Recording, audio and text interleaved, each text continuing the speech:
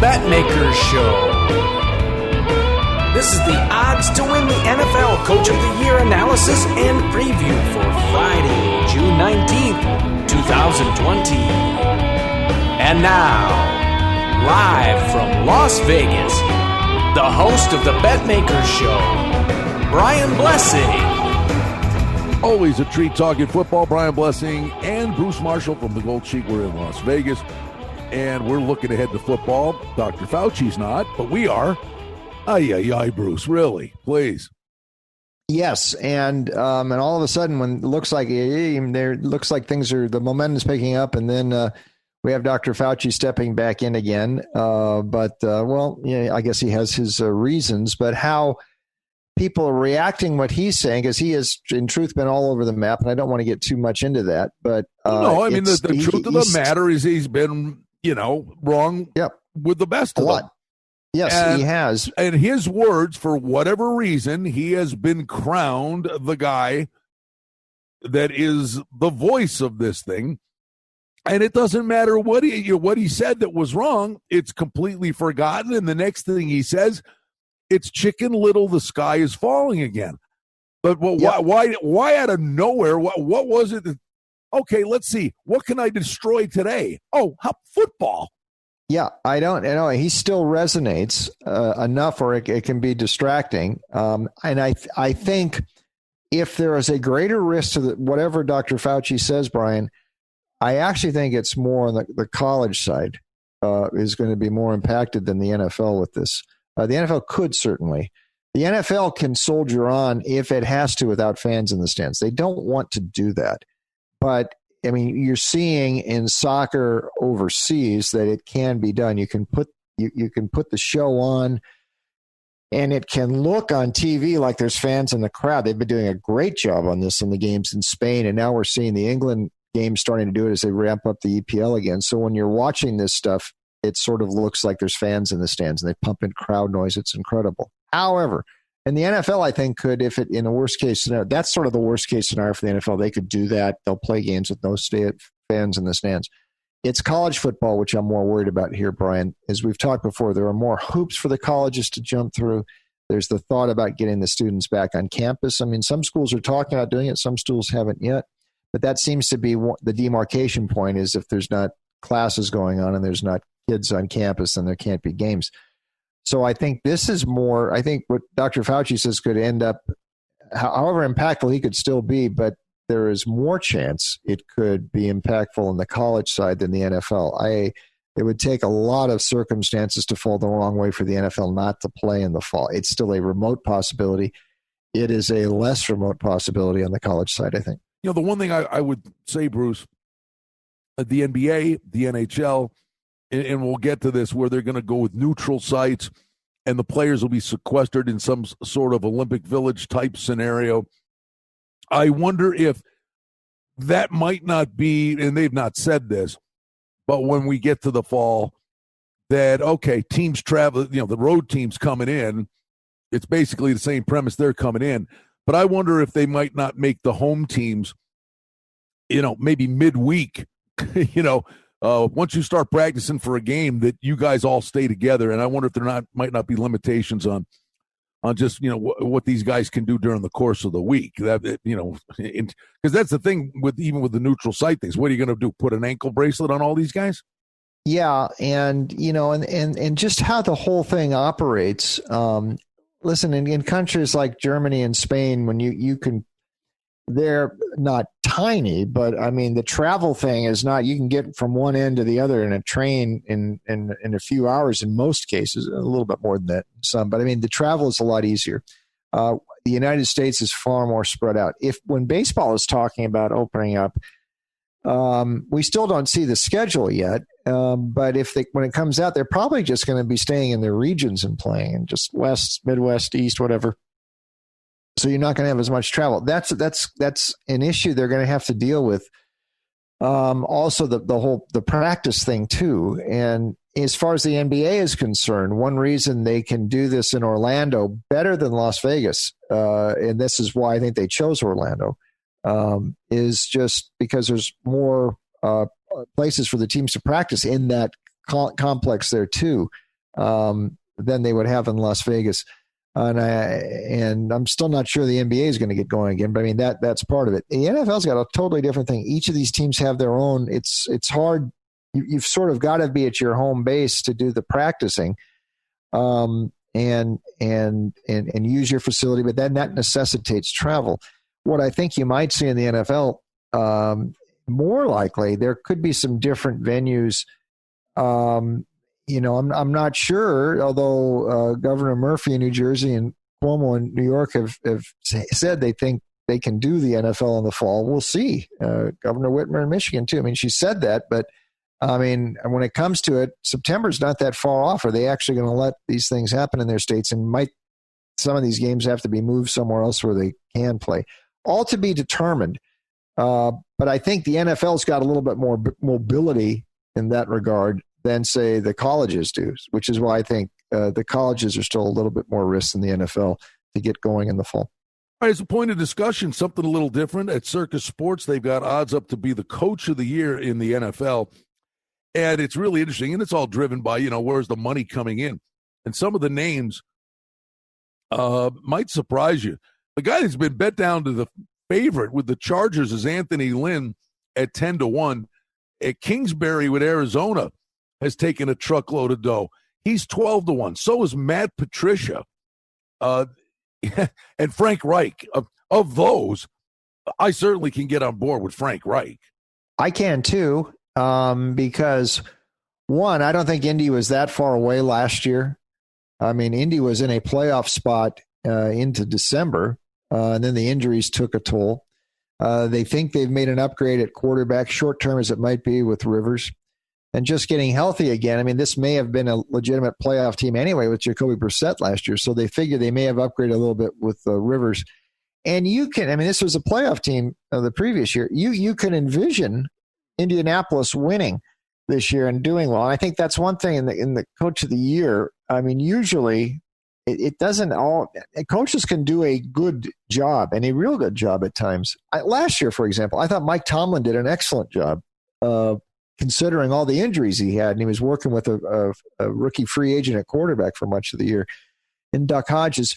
But unless your team really wins, makes the playoffs, and makes maybe even a run once there, that's where the coach of the year usually comes from.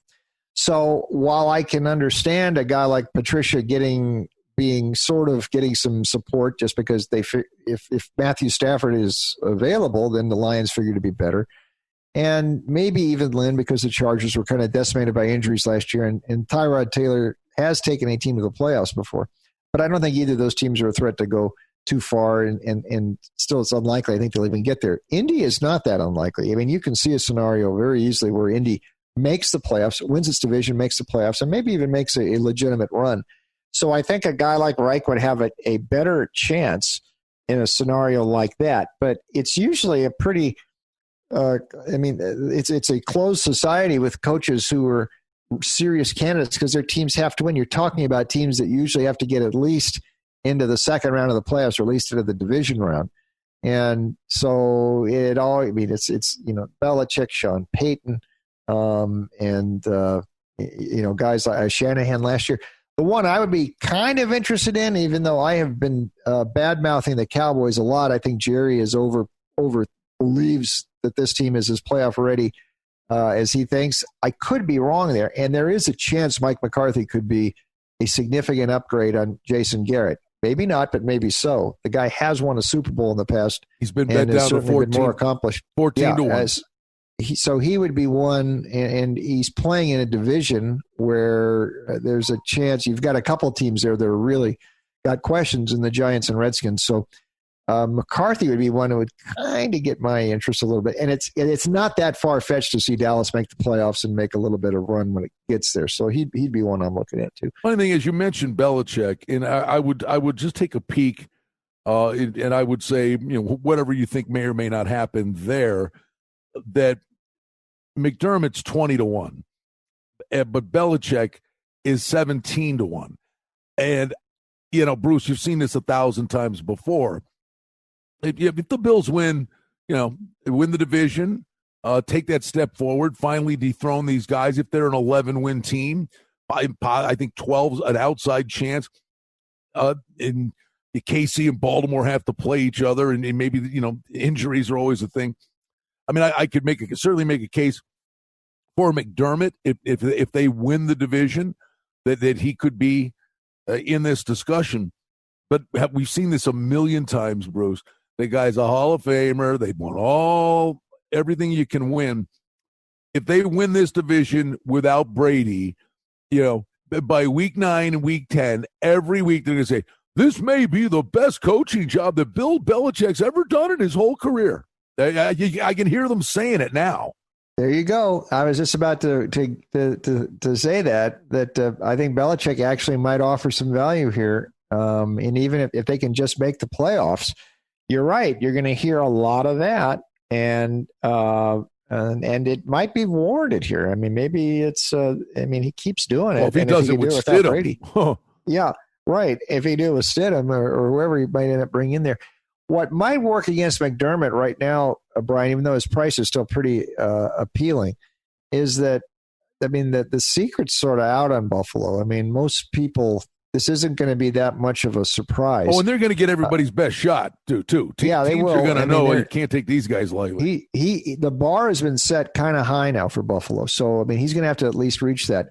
I would be curious. I mentioned him a second ago. And previously you mentioned this about Matt Patricia, but how about Tomlin again? Because we know he has won in the past, and we know that thing went pear-shaped last year with the quarterbacks. But if Big Ben is back and something like he was before, which is a question, but if he is, Pittsburgh is suddenly a serious team again here, and we have seen Big Ben and Tomlin win before. So I'm not sure what price we're looking at with Tomlin, but 20. He might be a guy. Yeah, I would give some consideration to Tomlin perhaps as well. And is he almost hurt by his presence? Would he get credit for it, or does Brady get credit for it? That's part of it too. There you go. Good point. And again, I think the bar has been set pretty high now for Aryans in Tampa Bay, and he would be. But it's been a while since Tampa Bay has done anything, and I actually think I would rather look to Aryans, and I would recommend him above, say, McCarthy. I think because I think there's a little bit more room for upside, even with Brady there. Tampa Bay still hasn't won in so long, and you did see, last year sort of a shift with Tampa Bay, and they were a lot more. It looked like they turned the quarter from where they were at their cutter a couple of years ago, and he changed the culture there somewhat. So Aryans would be another interesting one, but you do make a point there. I think his price has been downgraded a little bit just because of Brady's presence, and the expectations are a little bit higher there, higher than they have been in recent years for the Bucs. Zimmer's an overlaid at 50-1. We know it's Cousins, but I wonder in a weird way. Diggs isn't there, and it's an odd dynamic. But he might be going back to that black and blue run and stop the run, and if they can kind of protect Cousins from himself at times, that's a crazy price. I like Zimmer. In that division, to me, I throw a dart. Yeah, pricey. That might be value there on a Zimmer. And then I guess the price does sort of, reflects the expectations too. And they're sort of downgrading Minnesota right now. I would think just because Minnesota had reached that sort of level where they got into the division round last year, they won their first game against the Saints, that maybe there's not that much room on the upside for him. But in Minnesota's case, they seem to have been downgraded. They didn't do a lot in free agency. They were sort of handcuffed. They brought Cousins back for another go, but Zimmer might not be too bad a value either. It's interesting because most of the coaches, you go down the list, you can make a case for a lot of these guys. I mean, Matt Nagy's a guy. Bears are 2 years away from being, a rather serious contender, and they've brought in another quarterback this year. So, Nagy's a guy with Chicago. Maybe there's some value with there. with him as well. But you look down the list, and there's, you can make something of a case for a lot of these guys, just a better case for some than others. Let's make some money tonight. For outstanding information and special offerings and promotions, we invite you and encourage you to sign up for our newsletter today simply by going to the website at betmaker.com. And Bruce, we always got to pay attention to this stuff. They're not even at training camp, but a lot of the teams, guys get together and do workouts. Some of the quarterbacks get together with wide receivers, and obviously there have been no OTAs, mini camps, that kind of thing. And you got to be wary of this when we're talking regular season wins, and you always look at injuries.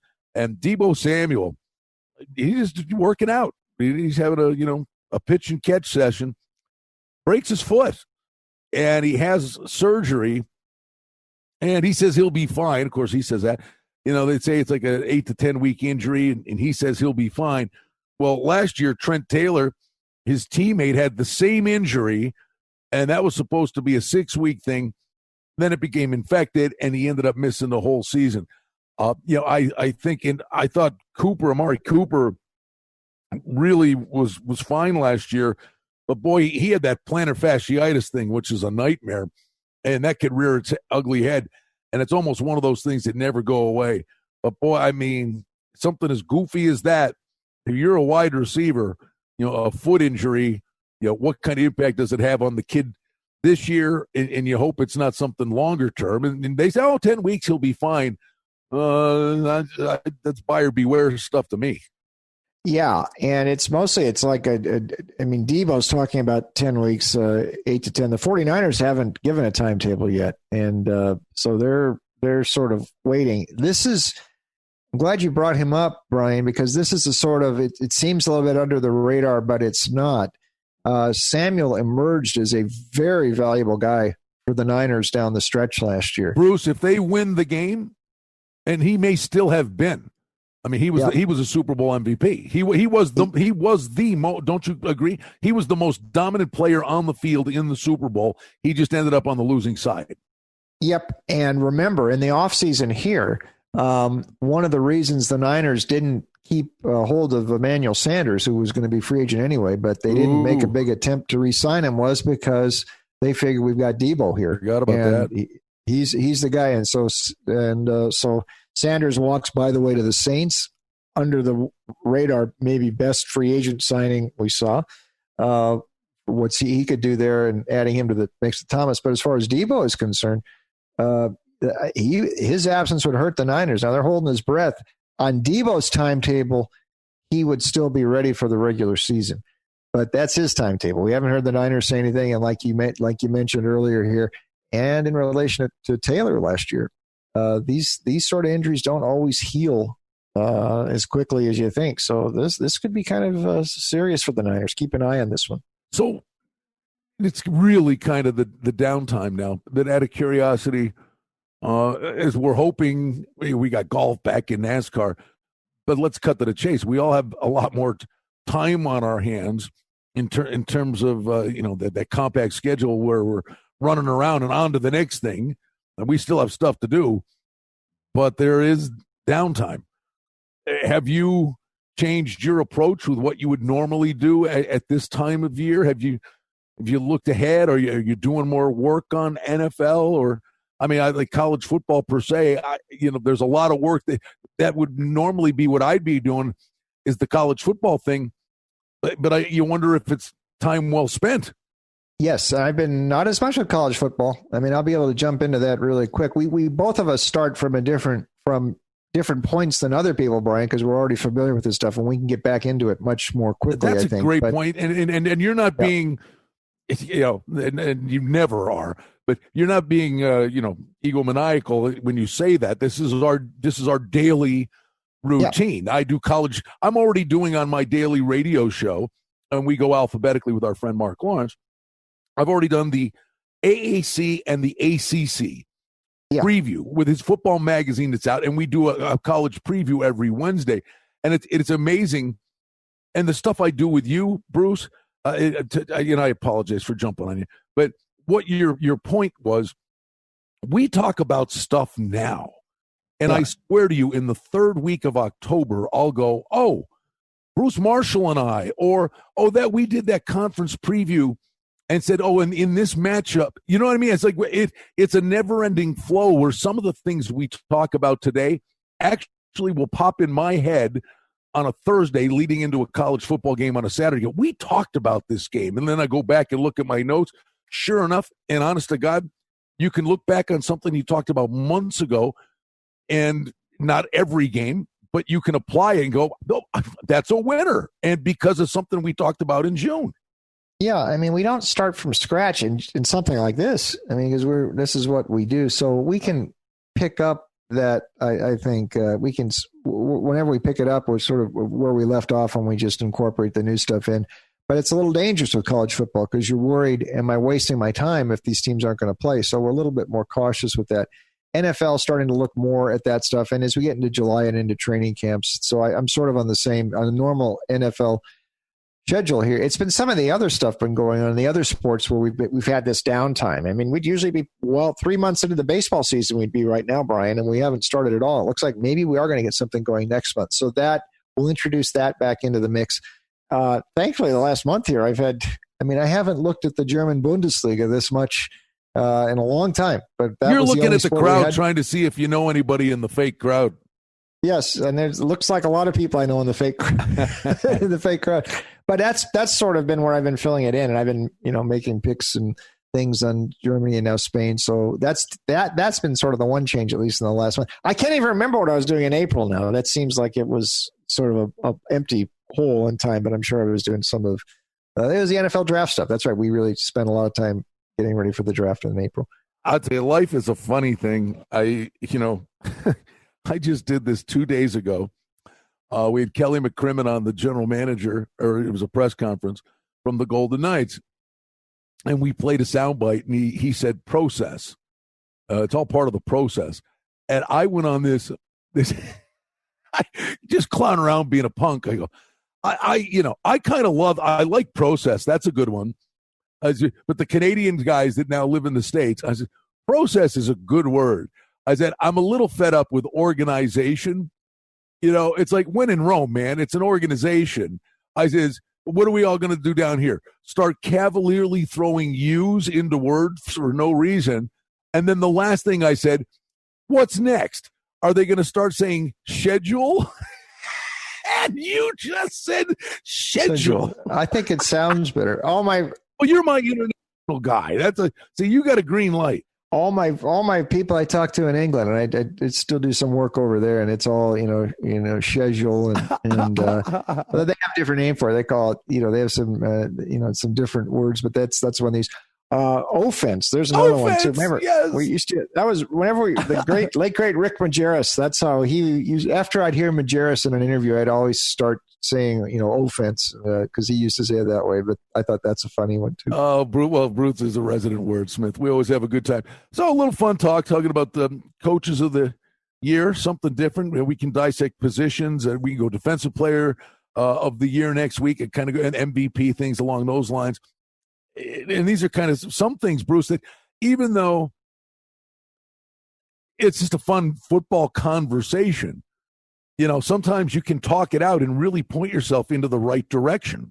Yeah, and the calendar's moving here. Well, it always does. But, I mean, you look up and we're getting into late June now. I mean, within a month, these NFL teams are supposedly going to be in training camp, and they're going to be ramping it up.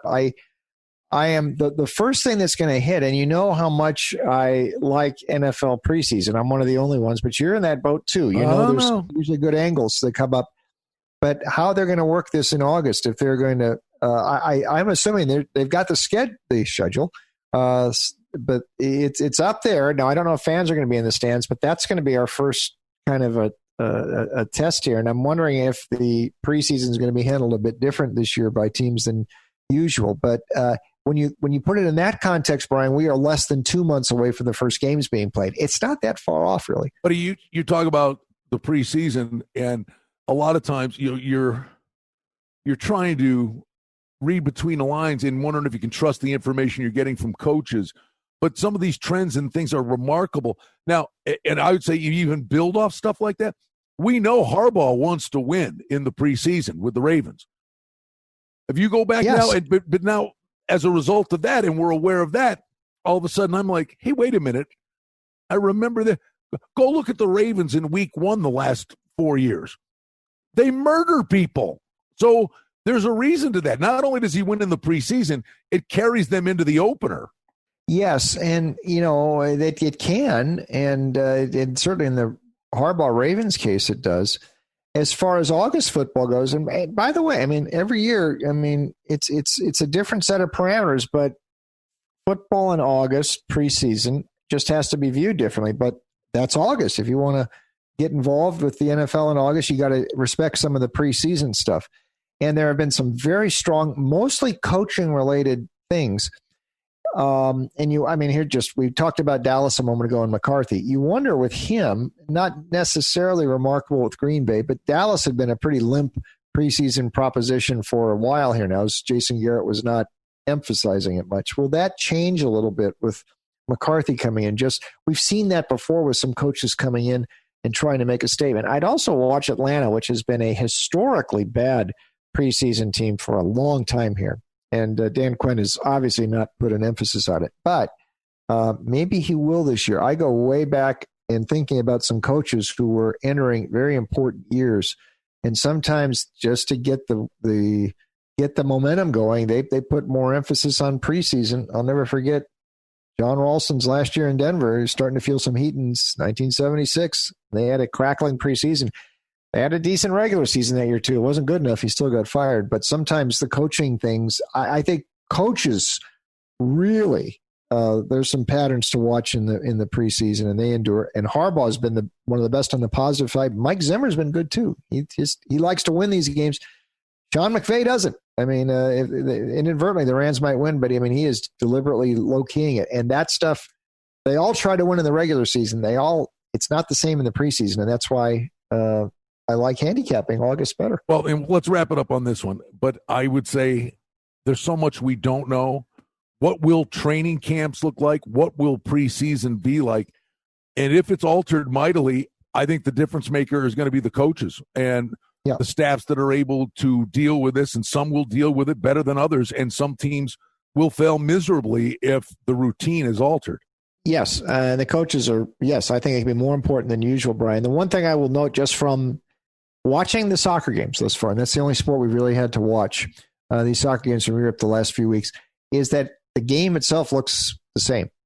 And I think whenever the NFL gets back, and this should apply to the baseball as well, if the TV thing with the crowd in the stadium, the virtual crowd makes it look sort of the same. I think the game is going to look very much the same. And I don't expect there to be much change when they start playing these games. So it's going to look normal whenever they get back in the field. One thing that never changes is great information when Bruce Marshall's on board. Brian Blessing for Bruce. Hang in there, and we'll be back with you again next week. We love talking football. Bruce, have a good week. You too, Brian. Thanks. Betmaker, let's make some money tonight. Well, that's the Betmaker Show for now. We publish multiple times each week. We'd like to thank you for listening, and if you liked what you heard, please take a moment to leave a rating and review, or subscribe to our show feed, or share our show with a friend or two and help us grow the show. We very much appreciate it. Visit us on the web at betmaker.com. And reminder to sign up for the newsletter. Thanks to our engineer, Darren Vandermolen, and producer, Mike Gallivan. The Betmaker Show is a production of Cardinal Marketing Incorporated. Betmaker is a registered trademark. Any rebroadcast, reproduction, or other use of this content without the express written consent of Cardinal Marketing Incorporated is strictly prohibited. The handicapping and sports odds information contained on this podcast is for entertainment purposes only. Please confirm the wagering regulations in your jurisdiction, as they vary from state to state, province to province, and country to country. Using this information to contravene any law or statute is prohibited. The podcast is not associated with, nor is it endorsed by any professional or collegiate league, association, or team. This podcast does not target and is not intended for an audience under the age of 18. If you think that you have a gambling addiction, stop this podcast now and please seek help. Gambling and betting on sports is a form of entertainment and should be about having a good time. But when done excessively, it may negatively affect other areas of a person's life, such as their physical and mental health, school or work performance, finances, and or interpersonal relationships. At Betmaker.com and the Betmaker Show, we're concerned about the addiction that gambling may cause, and for this reason, we encourage everyone to practice responsible gambling. An approach to gambling that helps you ensure that it remains an enjoyable activity. Here are the main principles of responsible gambling. Don't think of gambling as a way to make money. Always gamble with money that you can afford to lose. Set limits and stick to them. Never chase losses. Don't gamble when you're depressed or upset, and create a healthy balance. Always be aware of how much time you spend gambling or thinking about gambling. And do not allow gambling to cause you to miss out on time with family and friends or time spent on other activities you enjoy. By following these guidelines, gambling can be a good time and great entertainment. If you feel at any time that your gambling is taking away from important areas of your life, is causing you stress or depression, or is leading to financial losses that are beyond your control, please reach out for help. Learn more at responsiblegambling.org.